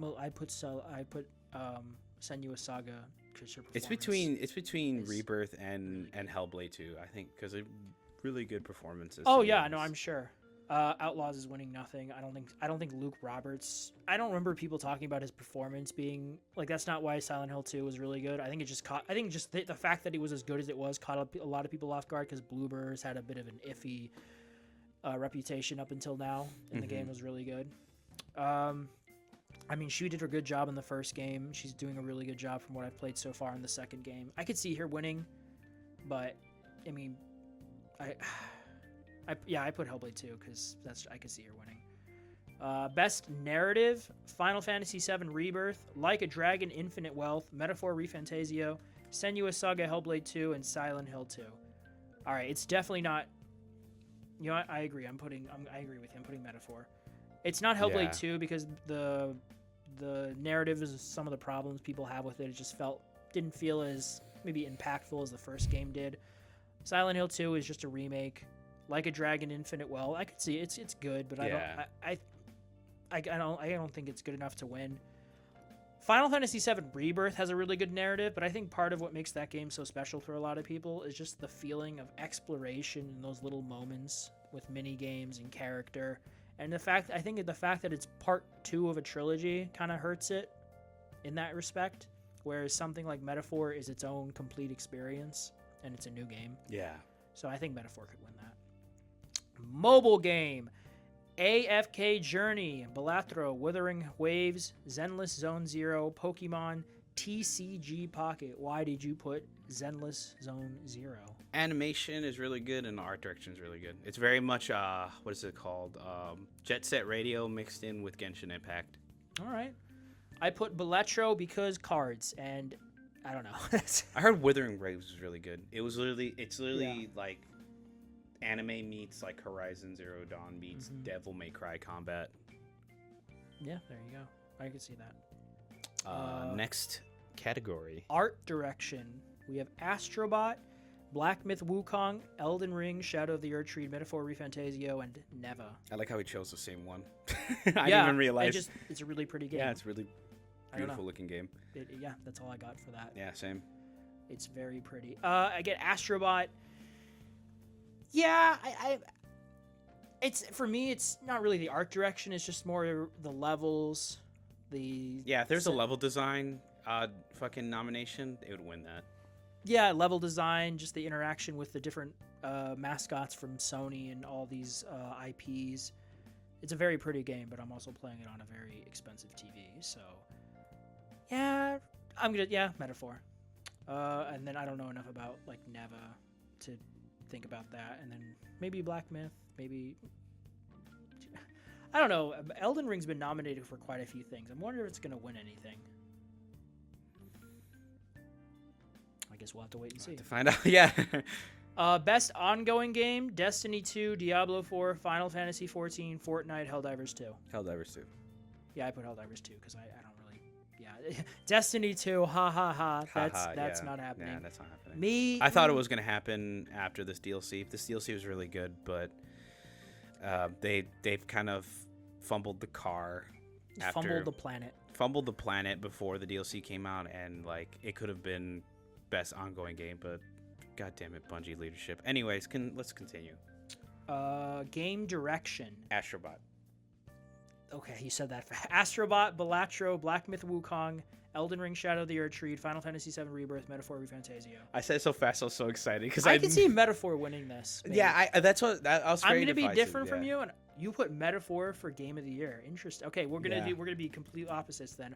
In terms of direction, with this new world, Team Atlas, obviously known for You can't romance any of the characters, damn it. No, I'm just kidding. That's not Metaphor? No, you can't. You cannot romance any of the characters like you can in the other games. Oh, well, then I am taking that off that list because that's a shitty game direction design. All right, I'm going to put I'm gonna put Final Fantasy VII Rebirth. Because you can romance Aerith and like Tifa and what's that other girl's name? Exactly. Goofy? That's people are horny. So there you go. I'm putting just for that reason alone. No, come on. No, you ruined it. I mean, that was a joke, but like, yeah, no, you can't romance anyone in ReFantazio. People like doing that shit in fucking RPGs. But yeah, I put Final Fantasy VII. Again, it's Final Fantasy VII Rebirth. Nothing but great things. All right. I feel like we've gone over those others fairly quickly because I don't know who's even going to listen to this. But Game of the Year, the Biggie Smalls. Yeah. We have Astrobot, Balatro, Black Myth Wukong, Elden Ring Shadow of the Erdtree, Final Fantasy VII Rebirth, and Metaphor ReFantazio. Is it Fantasio or Fantasio? Fantasio. From Uncle, I don't know. Why did you go with Metaphor? Man. I'm genuinely because I saw the first 3 hours of the game and I'm like, holy fuck, it is like literally everything I wanted from Persona 5, but even better. I thought you liked Persona 5. I like Persona 5, but it's better. It's better. Should I just play Persona 5 Royal, the edition? Yes, that's the definitive edition of 5. Don't play base 5. Base 5 is like poop. It's not poop in the Mini sense like poop. It's a bad game. It's just Jesus Christ. Anyways, Royal's really good. It's practically a re-release that's an update to the whole game. But anyways. All right, I'm going to go through why I don't think the others will win. Okay. So this is voted by outlets.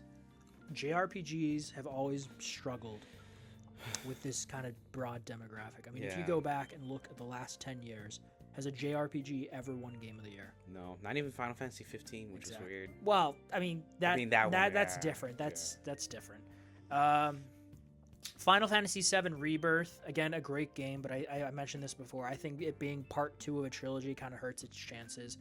Elden Ring Shadow, it's a fucking DLC. That's all I'm going to say about that. Black Myth Wukong is the lowest rated one on the list. Yeah, exactly. I think enough people had enough issues with it. Like, they like it a lot, but I don't think enough for it to win Game of the Year for a lot of people. Mm-hmm. Balatro, it's great that it's on here. It's one guy and it's a card game, and it was a mobile game.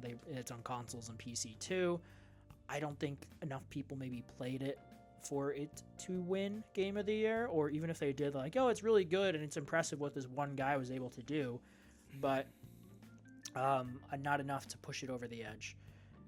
Okay, so for a big reason why I think Astrobot could win beyond my own personal bias, because it's the only game I've beaten on this list, is the fact that the last 2 years, both times an RPG won Game of the Year.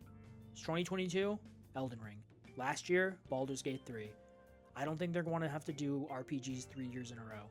And I think Astrobot, if you really think about it, one, it's just very well received. If you really think about it, Elden Ring is a JRPG because it's made by a Japanese studio. Yeah, you know what? That's a good point. That is a good point. But I guess you don't really think of it's its own genre, really. Yeah. Like, it's a Souls-like. It's a Souls-like, yeah. But anyways, continue. I'm sorry. No, you're fine. You make a good point there. But I don't think of it in the same vein as something like Persona or Final Fantasy. No, yeah. Because it's not as narrative. It's all about exploration in the world and Yeah. that way. But Astrobot, you know, people like a really good platformer, and this game reminds me a lot of It Takes Two. Yes. Which was Game of the Year in 2021. Yes. So I think Astrobot could win for that, and I think the fact that this almost semi came out of nowhere because it was announced the first time June of this year, and then it came out 3 months later, and it just, you know, everyone loved it. It's like, oh, it's the best platformer since Super Mario Odyssey in 2017. And it's just a really fun, charming game, and I think it, in a way, this is so broad to say, but it encapsulates everything that can be great about video games, from gameplay to level design to that character, that wholesome character interaction. It's like one of those games that anyone can really get into. You know, because not everyone's going to be into something like Metaphor or Final Fantasy or even Black Myth if you don't like that kind of combat or those bosses. Again, Balatro, same thing. It's a card game. Whereas Astrobot, I think, it can have the broadest appeal amongst the 6 of these. And again, I don't think that we're going to have RPGs win 3 years in a row. I don't think that's going to be the case. I think Final Fantasy VII or Metaphor will win Best RPG, but I don't think it's going to win Game of the Year. I think Astrobot's going to win Game of the Year. Okay, yeah. And again, I know part of that is my own personal bias, but those are like my semi-objective reasons as to why as well. Yeah. Okay, yeah, I get it. I see. But yeah, I platinumed it and I fucking love it. And I lost all my progress. Oh yeah, because he switched over. Yeah. That's okay though. I don't mind. It took me 15 hours to platinum. It's a beautiful game. I'm happy to do it again, which I will next year. Nice. But yeah, that's it. Yeah, wow. Okay, that's a wrap, folks, on the show. But we didn't do our... Oh, wait. Oh, yeah, PWRs. What kind of host are you? You know what it is? It's because this is pretty much what we've been doing all week, is this getting ready for this. Right. Yeah, this is pretty much my PWR, this list. Oh, you don't count Fallout 4, Abel? Okay, I played that a lot this week, but that was it. I played that, and then I played this game that Taylor got me into. It's called Coral Island. It's literally Stardew Valley, but in 3D, and it's like very much like Philippines / like Polynesian, like you're basically on an island, obviously Coral Island, but it's like very much like I say, Polynesian, very like being connected with like the ocean and the land, like Moana. Pretty much, yeah. But it's you become a farmer and you have to bring in like the people to come to the island so that the island could become new again. Like basically, you're like moving in right when like an oil spill just happened, so they just lost a bunch of people, like, you know, tourists and stuff, so they don't get it that often. And you coming to the island, you're basically inadvertently coming to save / help the island and save it from being forgotten. That's very nice of you, Abel. Yep. Anyways, I mean, yeah, I guess that's that's a segue into our PWRs. My plays was Fallout 4 modded and Coral Island, and my sock. My favorite game, my sock. My sock. And Overwatch 2 because the new tank came out, named Hazard. But that's about it. I didn't watch anything this week. I've been waiting for all the episodes of Arcane to come out so I can watch it. And then my reads, I didn't read anything. So yeah, I just pretty much played all week. No reads. I mean, overnight really can't let you read, so. But at least it's your last one. Yeah, it was my last one. Your last week of overnights. For now, unless they pull an old switcheroo on you. Yeah. Oh boy. What about you, man? Oh my god. Your PWRs, your all right, powers. I'll start with my reads because that's what I did the least. Okay. I read Ultimate Spider-Man issue number 11. You know, I keep talking about how good the Ultimates line is from this year. Ultimate Spider-Man, yeah. Fucking great. We have love like the changes. 2-3 episodes dedicated to you talking about it. Yeah, I know. So I won't stick on it too much, but just continues the story of Peter and Harry and their new relationship, them getting along, them balancing these lives. Peter's family knows about his time as Spider-Man. You have the 5 boroughs under the control of Kingpin and other villains that I won't spoil. The big thing, though, and I think it's been really great, is Uncle Ben being alive in this universe and being best friends with J. Jonah Jameson. They start up their own paper to do their own thing. Because in this universe, the Daily Bugle's been bought out by Wilson Fisk. So, of course. You know, Kingpin of crime is not a great guy, Abel. So it still keeps that, like, Daily Bugle bashing Spider-Man thing? No, not really, because Spider-Man's brand new in this universe. Oh yeah, because he's much older, right? Yeah, he's much older, and the Maker undid everything and created a universe where heroes were never existed, and then a young teenage Tony Stark was able to figure this out and kind of undid things and sent the Spider to Peter, who's now in his 30s, and like, hey, you're meant to be Spider-Man, and so he's Spider-Man now with he rocking the beard. He looks really good with it. But yeah, great continuing series. I reread Invincible. Took me a week. That's what I did most of the week. I read Invincible. It's Invincible. I fucking love it. It's a near perfect superhero comic.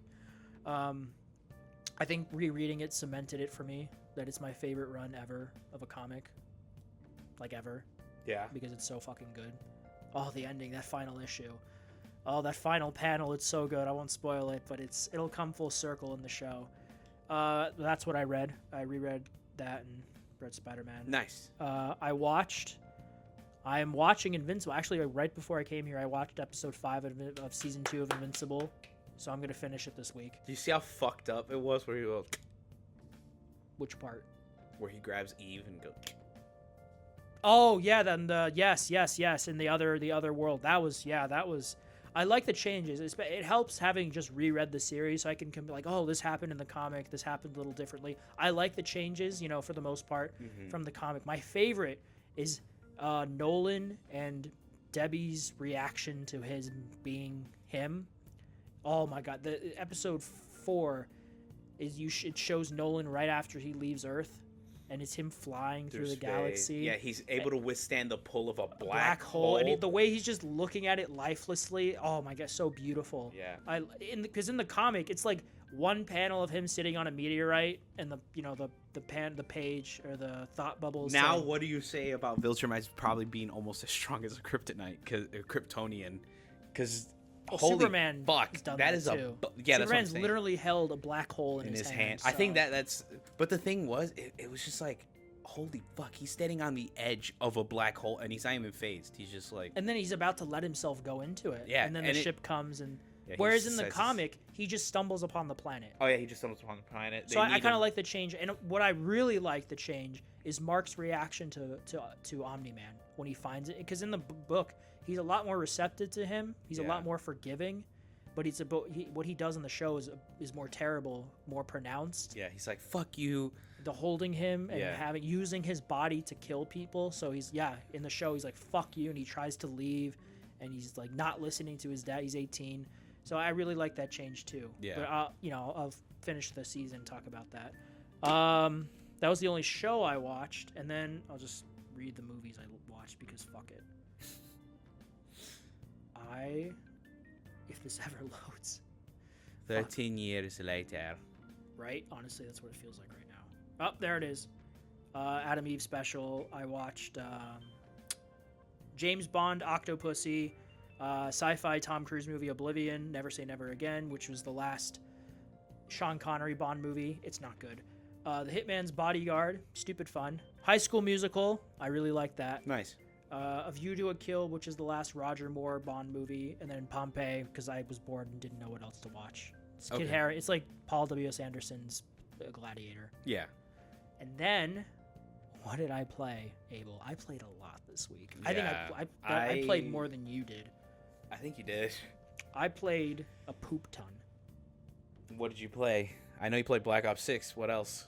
No, I didn't. I didn't play Black Ops 6. Oh, what did you play? He's wrong. He was wrong. He was so certain, and gentlemen. I'm so thrown off. I'm so thrown off. What the fuck did you play? It's Mario Kart 8 Deluxe. Oh, holy shit. Okay. It's Mario Kart. It's Mario Kart. I don't know what to say. It's fucking Mario Kart. It's great. I love the levels, the Grand Prix, the matches, the time trials.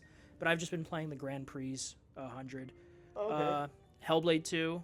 I talked about that. Played a little bit of Half-Life, which I really... Oh, yeah. Wasn't it free this weekend? It was $1. 2 was free. The first one was $1. I played a bit of Hi-Fi Rush, some Horizon, remastered. Breath of the Wild I was playing last night. But the game I played the most, and I beat it Friday evening, is Super Mario RPG. Oh, okay. Which is the remake that they did last year of the older game. I think it was for the N64. Yeah. No, really good remake, really fun. It was made by Square. It's Mario, but it's turn-based RPG. You know, you got to save the Mushroom Kingdom from this interdimensional threat Smithy. He's a weaponeer and he makes weapons that attack you and they're living, and you have to fight a giant sword and a bunch of hammers, and it's really great. And your team consists of Mario, Peach, Bowser. You play as Bowser, which is really cool. And then you play as these two characters that I think are unique to this game. One is a Prince Cloud called Mallow, and the other is what's his name? I thought of it earlier. He's a it's this doll who's inhabited by the spirit of the Star Bridge or whatever. 'Cause the main objective of the game is to collect the 7 stars that have been shattered because of this event, and you go throughout the world collecting them. And then Smithy has the last one. That's the final boss. Oh, okay, yeah. So you fix everything, like the Rainbow Road or whatever, so wishes can come true. It's, you know, Mario. Mario, yeah. But yeah, it's really good turn-based RPG. I played it on easy, so it took me like 8 hours to beat. Okay. I was not looking for a challenge with this.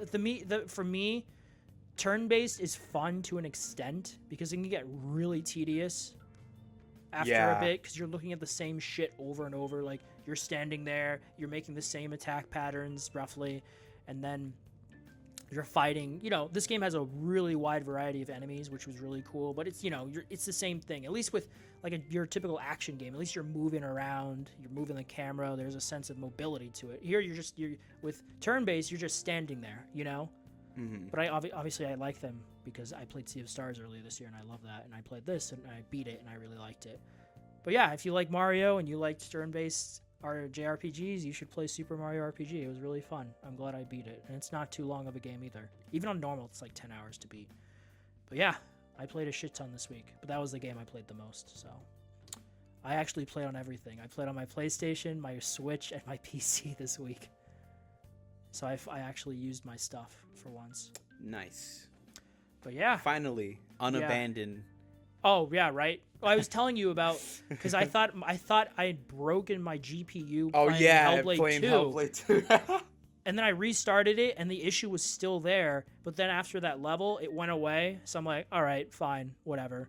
I reinstalled my graphics drivers because that was something people online recommended I try. So, whatever. Again, it's a pretty game. I'm at the point where I don't care if I break my PC because I'm just going to get a new one in like a year or two. So. This guy, yeah. But yeah, that's nice. it. That's it for me. I guess that's it for the show this week. Yeah, it's a long show this week. It's about 2 hours, I think. We talked about GOTYs. Yeah, which we will be recording our reactions for. Yes, live. Yeah, Thursday. December 12th. Right? Mm-hmm. Yep, December 12th. I took off from work. I did as well. So we're very excited about that. Yep, I'm excited. It's the closest we get to E3 now. So. Yeah, it's the closest thing we're ever going to get. I guess the show, I was thinking, we could say it now, I was thinking maybe the show, like, we do a show, you know, that weekend, but like the 8th or whatever, and we can talk about our predictions for what could be announced. Possibly, yeah. If I'm not working on the 8th, hopefully. Do you work? Do you ever work Sundays now? I do work Sundays. That's what I'm saying. I don't know. Today's Sunday. No, not this Sunday. Okay, good. Next week's, I don't know. That's what I'm saying. You gotta look. I gotta look. Yeah, I gotta. All right. Anyways, you want to outro us out, or you want me to do it? You can do it. He's dying. Thank you, folks, for coming in. Remember to leave a like, comment, and subscribe. Let us know if we forgot anything that came out this week that is kind of interesting to talk about, and if you want us to give our opinions on. Leave a comment, like, subscribe, and we'll catch you guys next week. Thanks, everyone. Bye-bye.